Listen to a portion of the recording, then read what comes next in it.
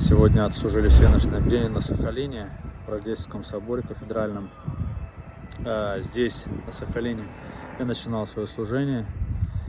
И, конечно, особые какие-то чувства, потому что все-таки основная часть становления проходили здесь. Но хочу отметить, что очень отрадно, что приезжаешь и люди помнят, приезжаешь как-то и духовенство, которое помнит меня. И отрадно, что все-таки есть то место, где ты приезжаешь как к себе домой. Поэтому, дорогие братья и сестры, завтра будет божественная литургия. Помолюсь за всех орловчан, за наших прихожан, кто будет на службе здесь. Увидимся.